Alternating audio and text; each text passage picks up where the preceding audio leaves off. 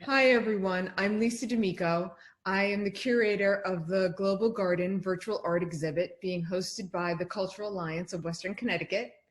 And I am getting to interview Patricia C. Vener. I'm so excited to talk with you, Patricia. Thank you. I'm very excited to talk with you too. Good. And Patricia actually has two pieces in the exhibit. One is called A Colorless World, right? And the other one is called Fire Cloud. And Patricia, I found your work incredibly fascinating on many different levels. But what struck me first was from all the work that I had seen, yours had the most restricted palette. A colorless world is without color. Yeah. And Fire Cloud as well has very little actual color in it. It's mainly tones of gray and white. Yeah. One is to me about movement, and the other one is got this like stillness, this tranquility.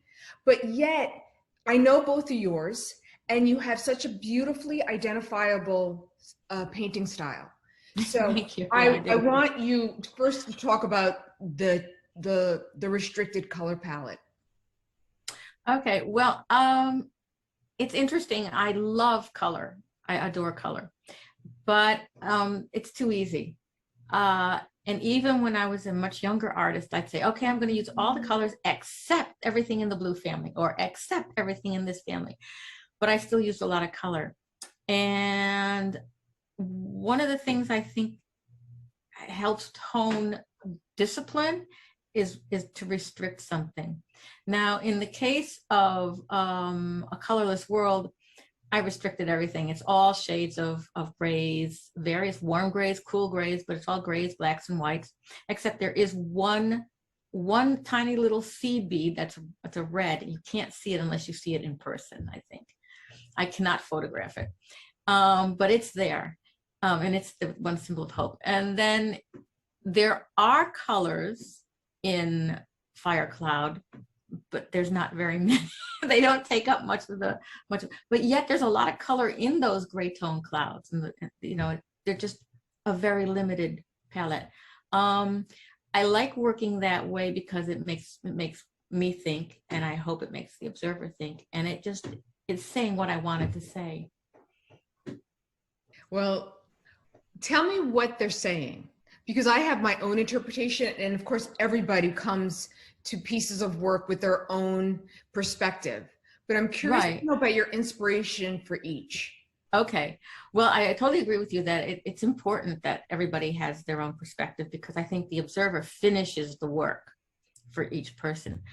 So for me, Fire Cloud originally came from an idea that kind of popped up into my head. Well, inspiration popped up in my head when I was watching fires in Australia at the time, and there was all these grays, and you could see the smoke going up into the air and all of this stuff.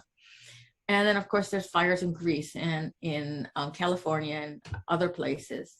And I remember I heard about how they form their own weather. So you put those things together, and I said, let's look at it from the perspective of right on top of the cloud that's being formed by the fire, what ash and whatever it's pulling up there. So that was the inspiration for that one. To be honest, I've always loved clouds and trees. When I was a little kid, I'd be drawing clouds and trees, clouds and trees, clouds and trees, oh, and mountains. And then for A Colorless World, it actually has some bead, that one has some bead weaving on it. And my original idea was to do all black and white bead weaving, and I was going to do a lot of sparkly stuff in the sky. But when I got finished doing the matte colored beads for the river, or whatever you want it to be, I think of it as a flowing river, I decided, no, the sky doesn't really need any more. It's got what it needs. I don't want it to be sparkly because it's not a sparkly idea. The concept behind that one is what if we don't have color? It's so depressing that we don't see color. It's just not part of our experience. And so you have this snapshot, if you will, of a moment. And if it had color, it would have been very beautiful in a traditional sense of beauty for a traditional landscape. But without the color, what is it? It's more, I think it's more thought-provoking. We need color in our lives, even if that color is only in black and white. And then I had to put the red bead in because my sister said, you know, something's missing. It has no color. All right, let's put a little hope in. So the red bead is hope. It could be like somebody's got a fire going in that colorless thing, in the colorless woods there. They're wonderful pieces. They absolutely are. And thank you so much for doing this interview. Oh, thank you. It's fun. And plus, I love being center stage. So that's very unlike an artist. Most artists like being in the background and having their artwork up front. So it's nice to meet an artist, because sometimes I have to, have, a discussion about interviewing an artist to get them to do it. Well, I used to be a ballerina, so the stage is still in me, and all ballerinas want to be the prima, right? Patricia, you're wonderful. Your work is wonderful, and I want everyone to see it. So please go to cawct.org. Also, please follow Patricia on her creative journey. I'll put your links in so that they can also experience your work. Thank you. Thank you so much. I love this show. There's so many neat pieces there. There's just all the different perspectives and all the different ways that each artist speaks her or his mind. It's just really wonderful. Yeah, I love the different voices that's speaking for the environment in this exhibit. It's really beautiful, and it's thought-provoking, and it's comforting, and it's questioning. It really runs the gamut. Yeah.